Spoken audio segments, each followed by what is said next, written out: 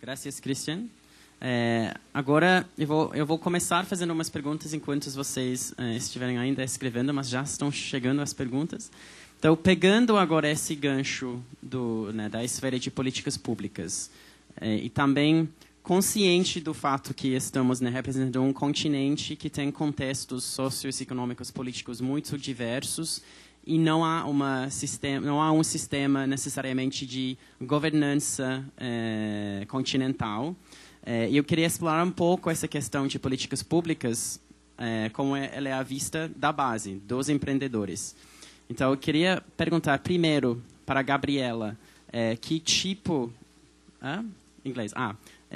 What kind of public policies would facilitate your work as an entrepreneur doing the kind of work that you're doing in Bolívia? E, na sequência, para o Renato, dos empreendedores com quem você tem trabalhado, que tipo de políticas públicas fariam sentido para facilitar o trabalho deles?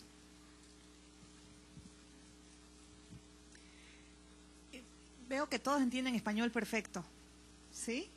Así que contesto en español. En nuestro caso, muy lento. El tipo de políticas públicas que ha sido muy nuevo para mí como emprendedora social en Bolivia, entender muchas cosas. Y siempre hay mucho aprendizaje. Yo creo que nuestro apoyo principal hasta ahora ha sido Avina, en el sentido de que nos está abriendo, nos está dando visibilidad para entender lo que pasa en otros países. ¿English? ¿Está bien? ¿Sí me cambia inglés? ¿No? Y entender cómo funciona en otros países y comparar. En el caso de Bolivia, nosotros tenemos un problema con el tema de impuestos. Hay mucha informalidad en el sector artesanal y ellos en general no tienen facturas, no emiten facturas. O sea que esa es una política para nosotros clara. No hay incentivos como empresa pequeña para exportar. A nivel gobierno, nosotros no tenemos apoyo. No hay diálogo tampoco. No ha habido una mesa de diálogo. Yo creo que es un tema que está avanzando mucho, pero nosotros hemos estado un poco separados y en los viajes y en las experiencias de otros países veo que en Perú, en Chile, en Colombia hay muchísimo más incentivo para empresas que están generando negocio inclusivo. Nosotros no hemos accedido a eso en Bolivia, todavía. O sea que necesitamos básicamente tema de impuestos y tema de incentivos económicos que va acompañado de sanciones, por supuesto, en caso de que no se cumplan las leyes. Que eso sí existen las leyes, existen las sanciones. No existen los incentivos. Bom, eu vou um pouquinho mais ou menos na mesma linha, mas a resposta é super simples e direta. Simplificação e diminuição de carga tributária e simplificação do processo trabalhista, de contratação.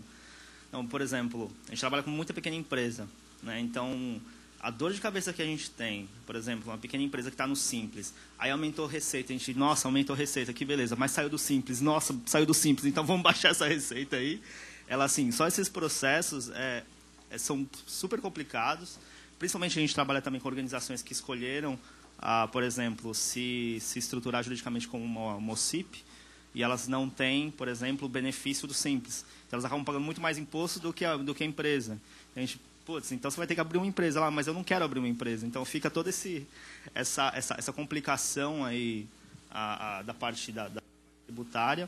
Uma simples... Alô? Que uma simplificação desse processo já seria aí, não só para negócios inclusivos, mas para negócios e para empreendedorismo em geral aqui no Brasil.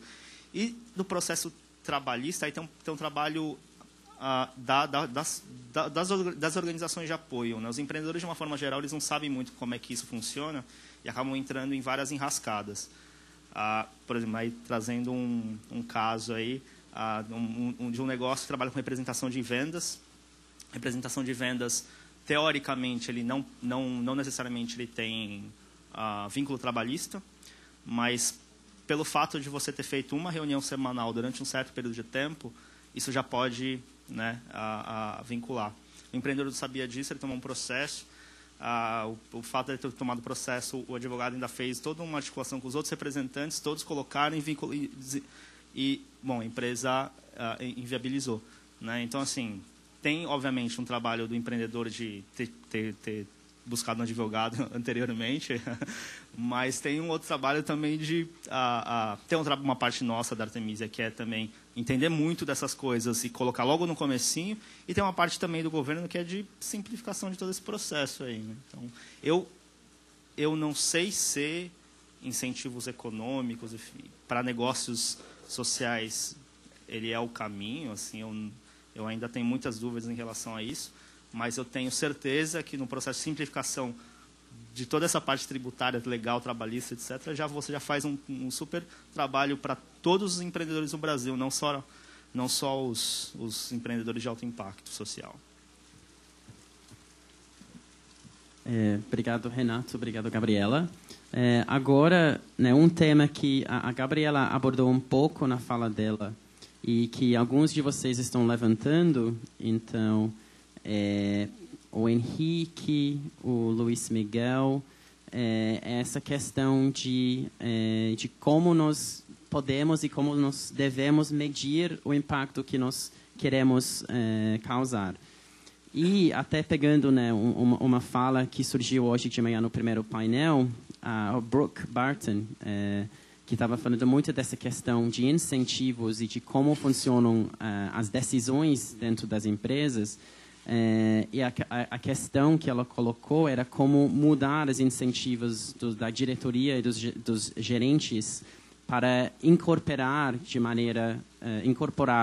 né, de forma adequada essas questões sociais e ambientais dentro das decisões das empresas.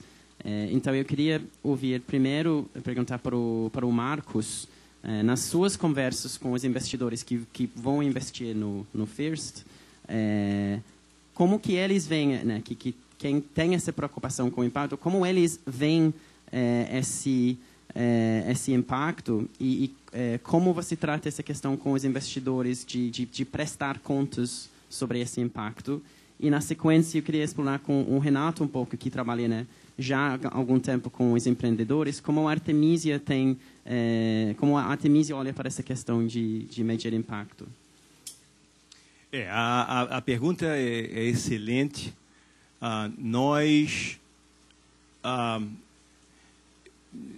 Eu não sei se todos estão familiarizados aqui com o processo do fundo e como o gestor do fundo é incentivado a produzir resultados positivos. Mas eu vou tentar resumir isso aqui rapidinho. Os investidores põem um compromisso de recursos, de dinheiro, o gestor sai, busca o negócio, negocia o negócio, aí chega num valor de 100 para investir no negócio. Chama os investidores, cada um deles tem um percentual do fundo. Então, quem tem 5% do fundo, põe 5 naquele negócio de 100. Quem tem 20% do fundo, põe 20 naquele negócio de 100. Aquele, obviamente, vai somar 100. E o gestor investe na empresa. E, obviamente, os investidores querem que esse fundo tenha mais de uma empresa, normalmente entre 10 e 15 empresas, ou entre 8 e 15 empresas, para que tenha a distribuição de risco, etc., e que aquele portfólio tenha uma representatividade do impacto que os investidores querem. Como é que o gestor ganha dinheiro nessa brincadeira? Obviamente, o dinheiro sai, vai para a empresa, e ele se torna ilíquido a partir daquele momento. Quer dizer, está dentro da empresa, está rodando na empresa, não dá para tirar o dinheiro de uma hora para outra. Os empreendedores aqui todos entendem perfeitamente o que é isso. Então, essa data de programação de saída é justamente para fazer com que esse dinheiro se torne líquido e que esse dinheiro possa voltar para os investidores. Se esse dinheiro volta para os investidores com lucro, existem certas regras nisso, que aí eu não vou entrar, que entra um pouco de complicação, o gestor recebe 20% daquele lucro. Obviamente, o gestor não é o indivíduo Marco Rigueira, é a empresa toda que é distribuída com todo mundo que trabalha na empresa. Então, 20% daquele lucro é distribuído com o gestor e 80% passa-se para os investidores. Então, como é que a gente encarou isso. E, obviamente, o compromisso nosso de retorno financeiro, social e ambiental é absolutamente 100%. Quer dizer, obviamente, quem foi escolhido dentro da empresa para participar do fundo tem esse compromisso. Então, nós chegamos para os investidores e dissemos o seguinte, olha, se nós cumprirmos o retorno financeiro que nós estamos propondo para vocês, que nós vamos colocar, a gente recebe os 20% do retorno financeiro de vocês. Se nós não cumprirmos as regras ou os impactos social e ambiental específicos que nós nos comprometemos a desenvolver com a empresa e a ter com a empresa, e esse aí vocês vão julgar através de um sistema que nós implantamos com os investidores, se os investidores julgarem cumpriu parcialmente ou não cumpriu, desses 20%, nós vamos ser descontados do retorno que nós teríamos como gestor, como prêmio do retorno financeiro. Então, em outras palavras, ficou claro? Quer dizer, nós só vamos receber os 20% integral se nós cumprirmos com o retorno financeiro, o retorno social e o retorno ambiental para cada uma das empresas do portfólio. Se nós não cumprimos, ou cumprimos parcialmente, e os investidores vão decidir isso, 10% a 15% desses 20%, em outras palavras, 2% a 3%, nós vamos devolver para os investidores, ou não vamos receber dos investidores. Então, é um incentivo financeiro para que esse retorno financeiro, social e ambiental seja realmente simbiótico, como a gente fala.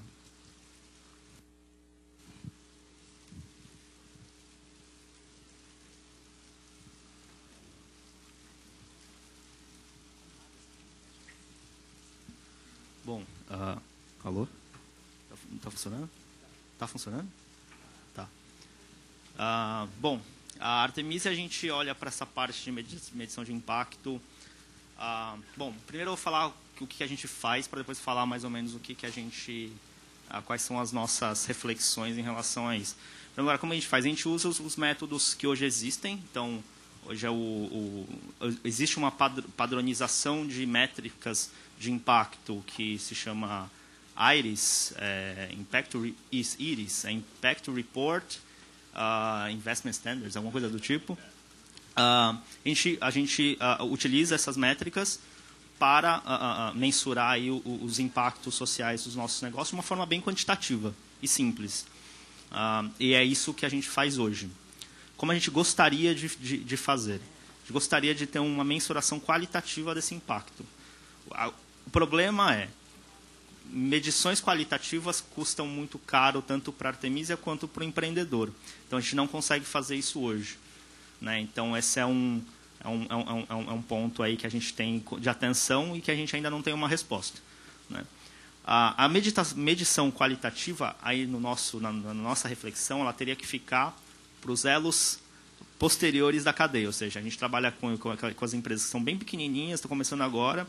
Vem organizações maiores para fazer, por exemplo, uma VC para fazer um investimento, depois vem já uma private equity para fazer um investimento ainda maior, nessas cadeias. E se você está se colocando como uma organização que faz investimentos de impacto, então esse impacto ele teria que ser comprovado quantitativamente, que hoje acho que essa discussão está rodando, mas também qualitativamente, que está rodando muito pouco. Essa discussão em como você mensura qualitativamente. E um outro ponto ainda, que aí é um processo que a gente está pensando dentro da Artemisia, é você como organização que se coloca como organização que apoia negócio de alto impacto, qual é a sua teoria de mudança por trás? Porque a partir da sua teoria de mudança, você sabe o que você vai mensurar e como você vai mensurar.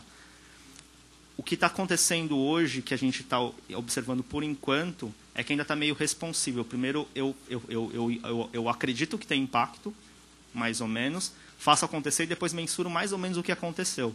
Não baseado nessa teoria de mudança prévia que essa organização ela deveria ter. Então, assim, essa é uma reflexão que a gente se faz todo dia dentro da Artemisia, é uma reflexão que a gente está tentando colocar para dentro da organização da Artemisia. Qual que é a nossa teoria de mudança?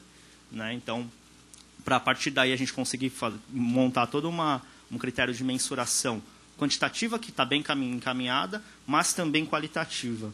Né? Então, é uma discussão, essa questão da mensuração é uma discussão que está começando agora e que ainda tem muito a ser evoluída.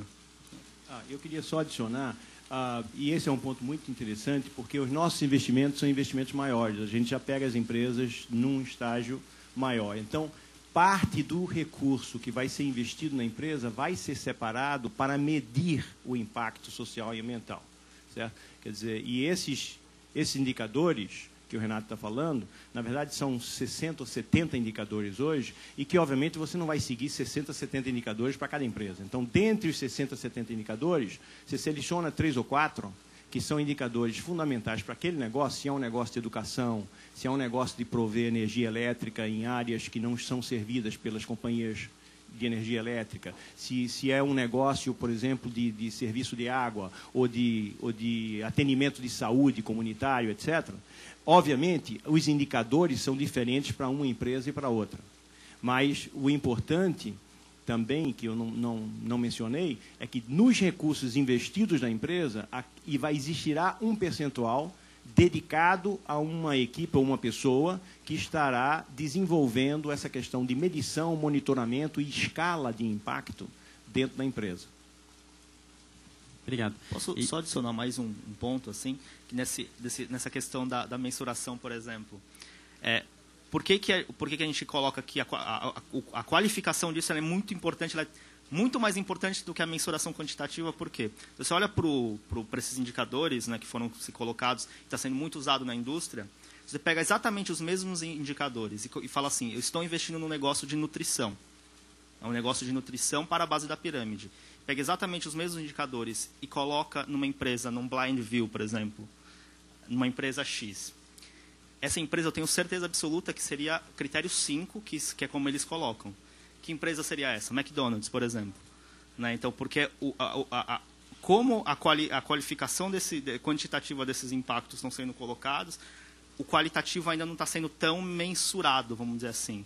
Então, você não tem como, se você fizer basicamente isso aqui, colocar duas empresas, uma empresa que realmente tem muito impacto, outra empresa que é mais ou menos, estou falando do ponto de vista de nutrição, aí, porque, por exemplo, tem um critério lá que é calorias por produto, né? Então, coisas desse tipo.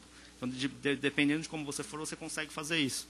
E aí, da nossa perspectiva, que usa muito essa mensuração, a gente consegue ali, de alguma forma, colocar as métricas que mais nos beneficiariam do ponto de vista de impacto. Né? Então, são coisas ainda que a gente ainda está se questionando e se refletindo muito, assim, porque é algo que para a gente é crítico, porque a gente está querendo criar mudança, a gente está querendo criar um impacto social, mas ainda o que está sendo proposto, as ferramentas que estão sendo propostas, ainda tem muito a que evoluir, vamos dizer assim. Né? Eu acho que, para terminar, como um assunto, cada vez mais que a gente conversa, um assunto extremamente complexo, por mim, o que fica muito importante é o que fica muito claro, a importância do diálogo contínuo, né, de ver isso como um processo de aprendizado, de admitir que ainda ninguém tem uma resposta perfeita e precisamos ainda continuar testando, fazendo perguntas, olhando da prática, voltando para a teoria e fazendo essa ponte. E também a importância de juntar perspectivas diferentes para tentar resolver essa questão.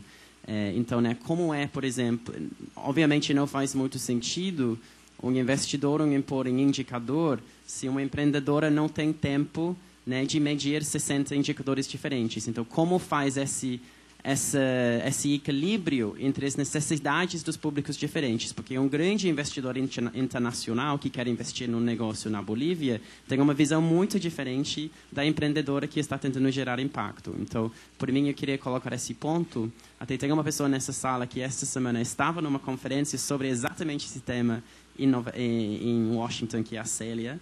Então, quem gostaria de explorar mais sobre um cafezinho depois, tenho certeza que a Célia vai adorar continuar essa conversa. Agora, eu vou mudar de assunto só porque a gente está com um pouco... Eu queria só acrescentar uma coisa rapidinho. Muito rapidinho. Do ponto de vista... daí a importância do empreendedor, da empreendedora. Quer dizer, daí a importância do empreendedor que está fornecendo o produto de educação para a base da pirâmide, não está querendo ter uma escola ou não está querendo ensinar, está querendo transformar o cliente e o consumidor de base da pirâmide da realidade que existe no país até agora. Quer dizer, então, se não existe esse compromisso pessoal, moral, intrínseco e nós chamamos na FIC Capital molecular, DNA do empreendedor, não adianta a gente entrar num processo de investimento com uma empresa dessa. Isso tem que ser identificado do início. Isso é o primeiro C, é o tal do caráter. Obrigado. Compromisso. Agora, eu vou fazer uma pergunta para o Christian. Então, é melhor fazer em português ou em inglês? Em inglês? Ok. So, ou en français aussi, mais je vais pas pouvoir, en fait. So this morning in the panel, we heard Tim Jackson talking about his experience when he spent a lot of time to produce a very detailed report, which he commissioned by the government of the UK, which he then delivered to the government, and the reaction he got was a mixture of anger, shock, and silence. And the government then tried to bury the report so that no one would actually have to talk about its findings. So it seems to me, that there is... it's not necessarily an easy topic to bring up within the realms of the government. So I wanted to know from your experience, what was it like when you brought these new ideas to the government in Ecuador? What was the reaction, and how did you personally deal with if you did receive any negative reactions? Sí, sobre este tema, justamente yo creo que el gobierno ecuatoriano está bastante adelantado, como lo contó uno de los panelistas esta mañana, el señor ecuatoriano. En Ecuador, al momento de la llegada al poder del presidente Correa, se definió con bastante claridad lo que llaman el buen vivir, el summa causa, que es no solamente el desarrollo del PIB por habitante, pero todo el tema de la calidad de vida, de la sostenibilidad, de la comunión con el medio ambiente.